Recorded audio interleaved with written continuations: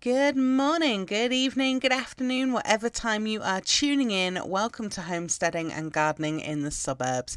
I'm Emma from Misfit Gardening, and today we're talking about one of my most often asked questions, which is how do I start composting in a small garden?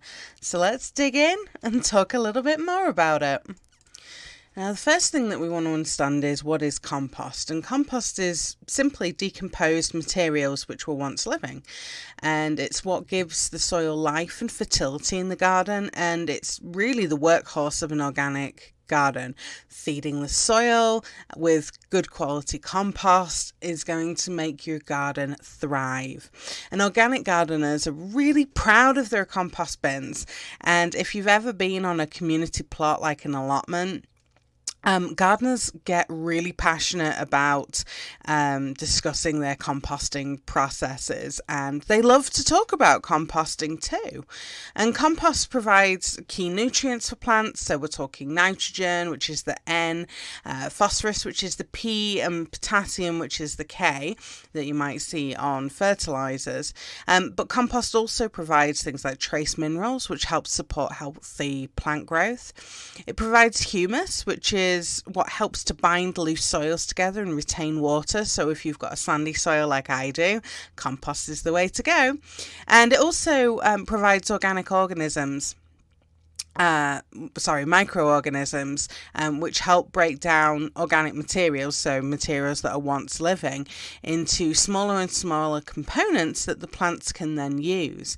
And, composting is actually quite simple, really, when we break it down, because compost is really made by piling together different materials, those things that were once alive, in a heap or a bin. We want to keep the materials moist. They want to be moist like a wrung out sponge, and if we turn everything in the bin or the heap every so often, we're mixing everything together and introducing air, and that's what helps break down those materials and turn things into compost. And you can add lots of different materials to your compost pile, so things like straw, leaves, shredded paper, grass clippings, vegetable and fruit peelings and cut-offs, coffee grounds, tea bags. You can also add animal manure from cows, horse, goat, sheep, rabbits and chickens if you want, and I would recommend that you go ahead and listen to the manure episode that I did a couple of weeks ago if you want to know a little bit more about using manure in the garden. But all these materials are split into two categories. They're known as greens and browns, or fresh and dry. And what this means is that greens are the fresh materials, so they're the things that were alive very recently, or they contain lots of nitrogen. Browns are dry materials. Those are the things that have been dead for some time, or they contain a lot of carbon, which take a long time to break down. So another way to look at the green and brown materials is those that are high in nitrogen and those that are high in carbon, if you're science-minded anyway. But some examples of green and brown materials. Let's talk about the green materials. So remember, these are things that were fresh, they were alive very recently, or contain lots of nitrogen. So kitchen scraps, vegetable peelings, fruit peelings, animal manure, coffee grounds, grass clippings. All of these things have a lot of nitrogen in them, things that are going to really heat up and kickstart a compost pile.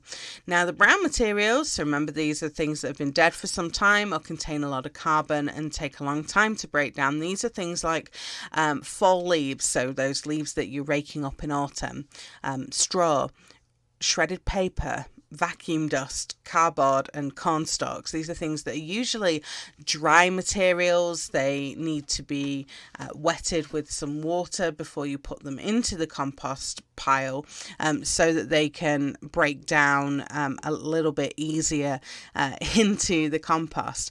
And what you do is you take these materials into your compost pile, and you just kind of put them in layers. So you really start out with a base layer if you are composting straight on the ground, and this is usually things like twiggy materials, things that are stalky, because it's going to allow air to get into your compost heap. It's also going to allow things like earthworms and stuff to come up into your compost heap and help break things down.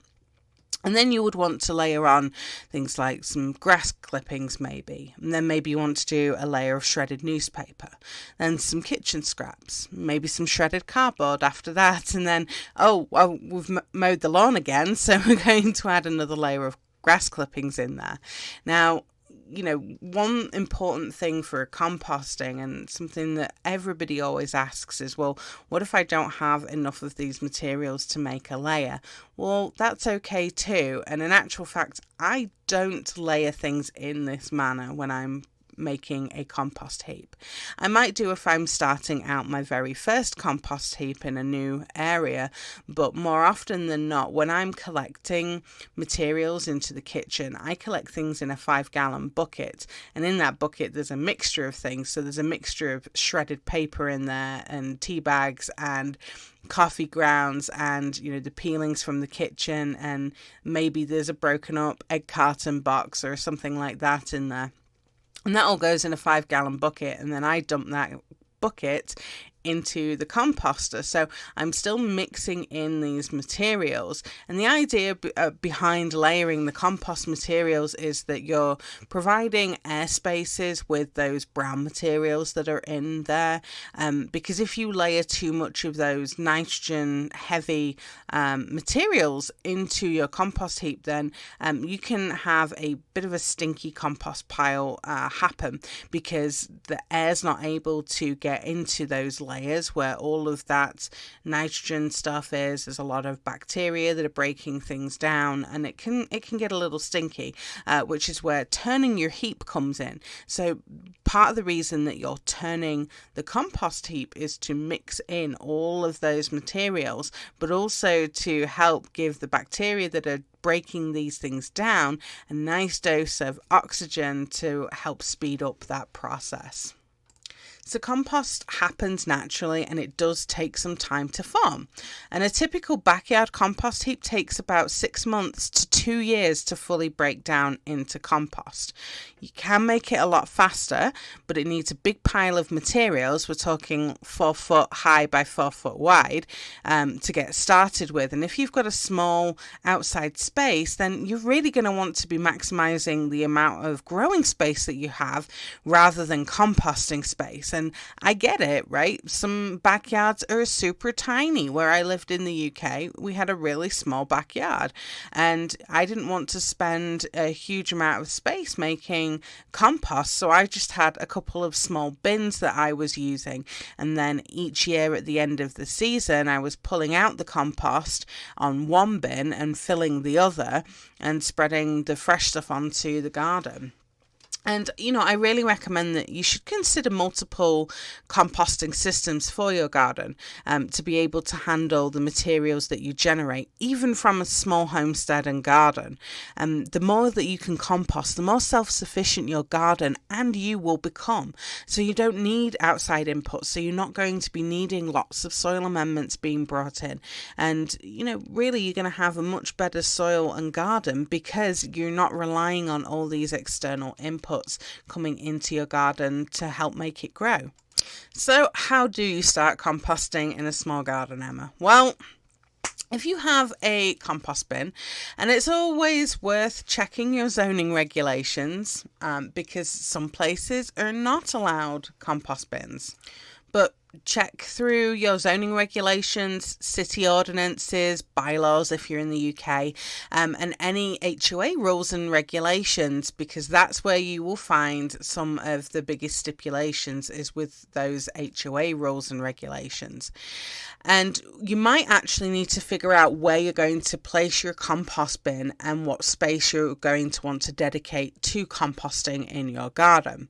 So many homesteaders and gardeners are going to put their compost bins in the garden. And that's a great place to put it because then you don't have far to walk to add materials to your compost bin. Other gardeners put their compost bins in a shady spot in the garden where there isn't much that's naturally growing in that space. But if you've got rules or regulations from the city or the HOA, then you're going to have to think about positioning your compost bin so it's so many feet away from fences or property lines.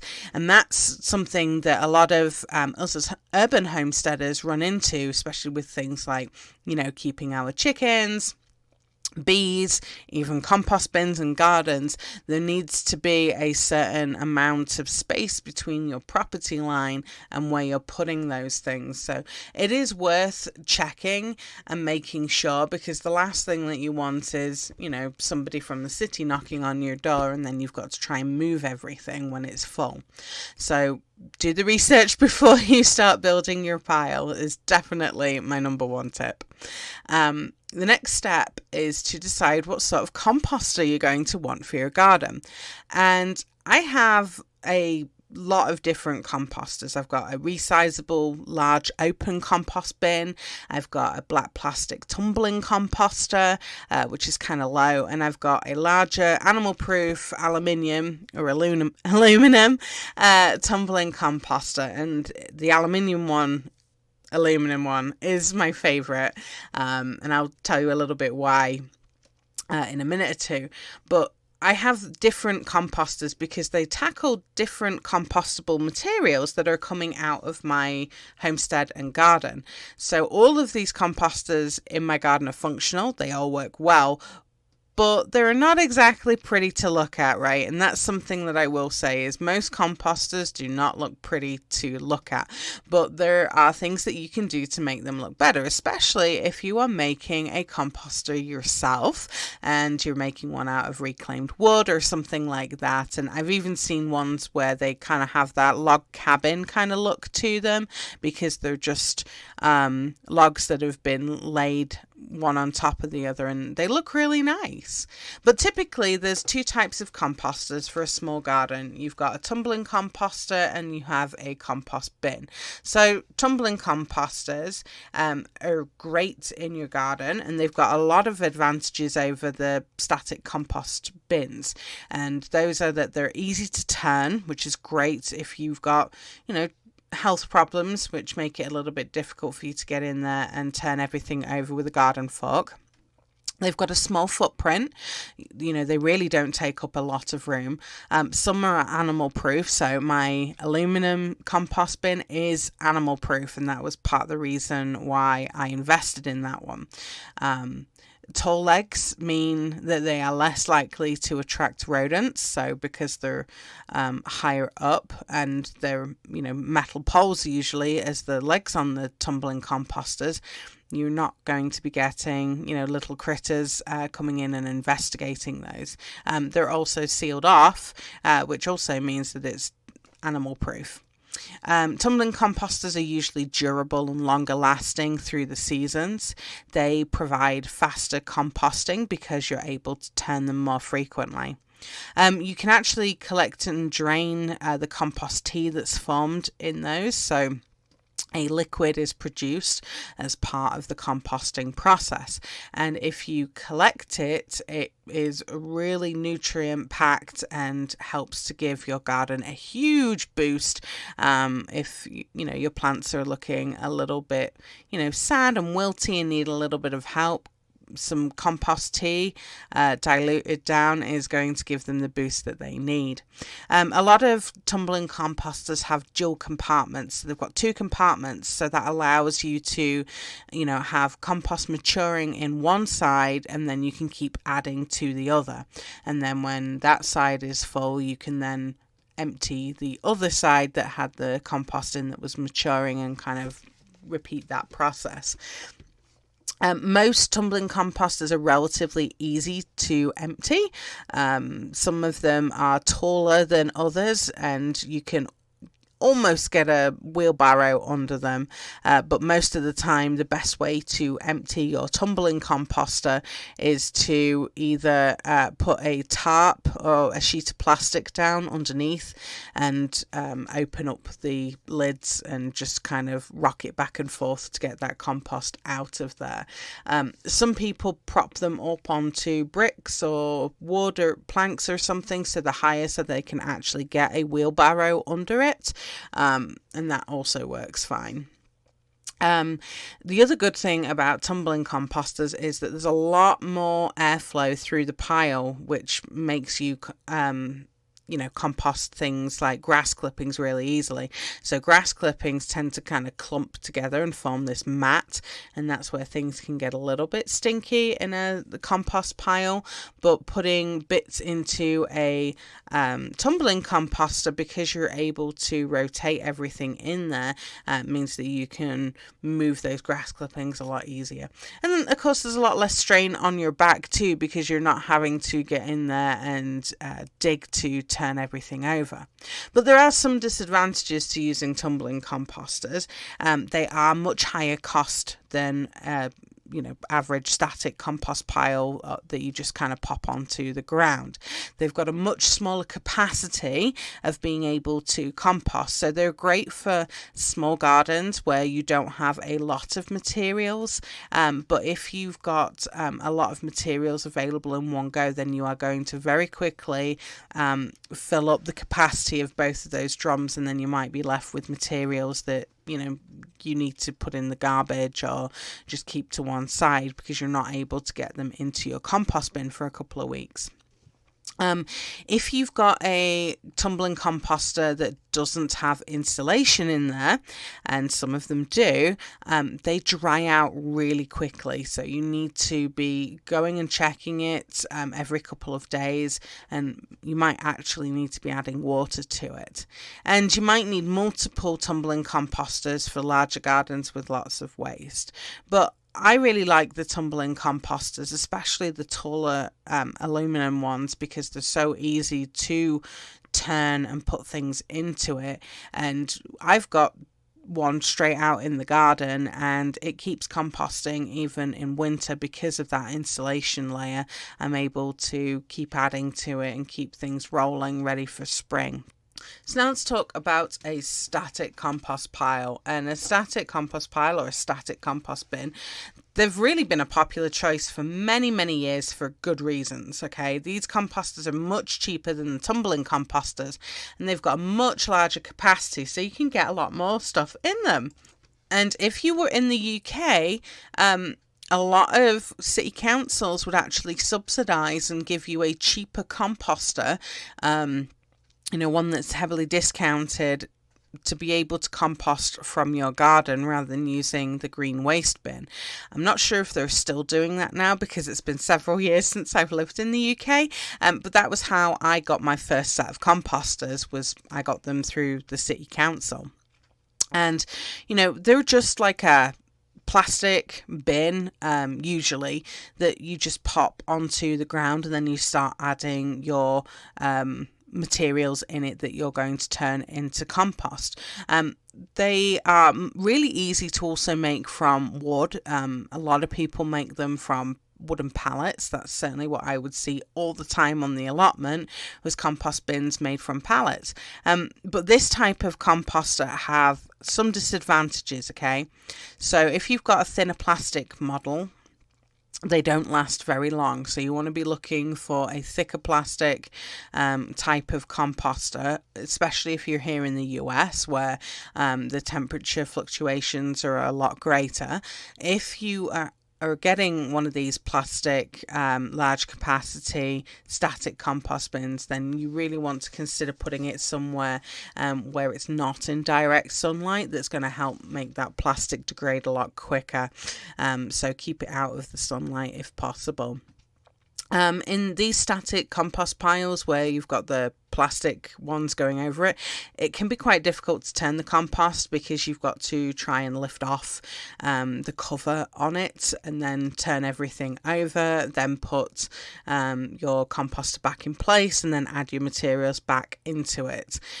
So that can be a disadvantage for some people. Other people quite like the process of turning compost.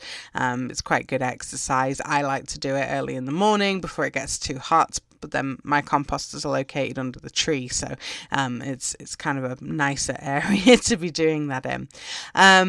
One of the other issues with the static compost piles is you are more likely to attract pests like mice or rats, because you're basically providing a buffet. So we want to take that into consideration. You might need to put some rodent traps around your compost heap. Some ways that you can deter pests from setting up home in there is turning it often. In the UK, slow worms were also readily attracted to compost piles, and of course slow worms you need to take care of in the UK, so you do need to be careful when you're looking to turn your compost heap if you're in the UK, just to make sure that you don't have slow worms that have established themselves and made it their home, because you don't want to kill those off. In terms of the composting process, it's actually a little bit slower in a static pile because people, are a lot less inclined to be turning it as often as it should. And this is where that 2-year period of materials breaking down kind of comes into it, because, a lot of people just kind of layer things into their compost bin and then just leave them. With this type of composter, you can't collect the compost tea that is generated. That usually leaches into the soil below. And if you don't enclose your compost heap, so maybe you create one with 3 pallets that's kind of in a U shape or a C shape, if it's not enclosed, then animals can get into a heap. And I will tell you now, almost every dog wants to investigate into a compost pile. So if you don't want your puppies into your compost pile, then you need to make sure that it's enclosed. And if you've got a really, really small garden, then really think about a stacking composter, which lets you use the vertical space to compost without being an eyesore. And you can get things like worm towers, which are worm composting, which is a really good option for a small space, because worms produce the castings, which are a really wonderful soil conditioner for potted plants and the vegetable garden. Most worm towers let you drain off the worm compost tea, which is a really good fertilizer for your garden as well.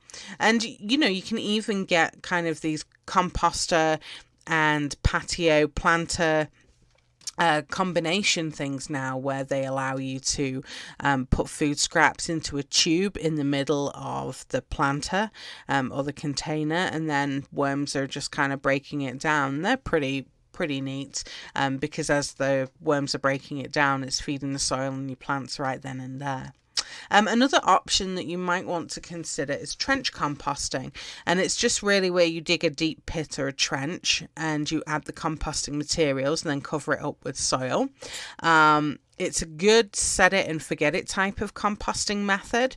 It covers any odours and flies that might be present in your compost bin.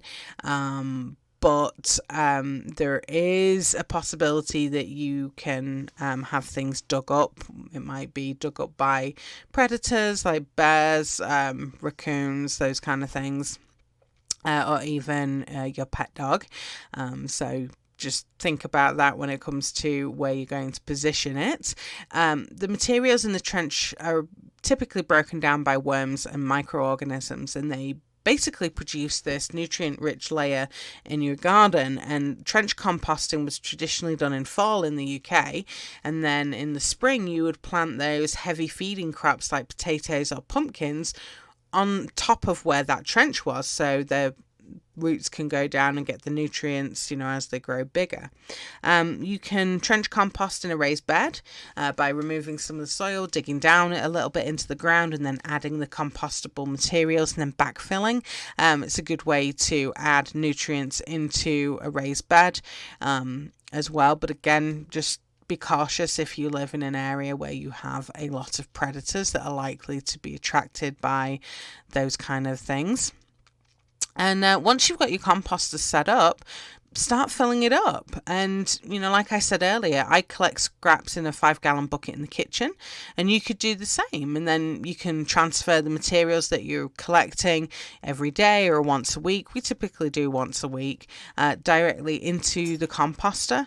And the best thing you can do really is adding about 50 mix between the fresh green high nitrogen materials and then the brown carbon materials, so equal parts really, or if you're just kind of collecting the fresh stuff, then add some of the dry stuff each time you add those scraps to the compost bin, and really turn your pile regularly, every couple of days in the tumbling composter or every couple of weeks in a compost bin, and just really make sure that your compost materials are moist like a wrung out sponge and in small pieces where possible.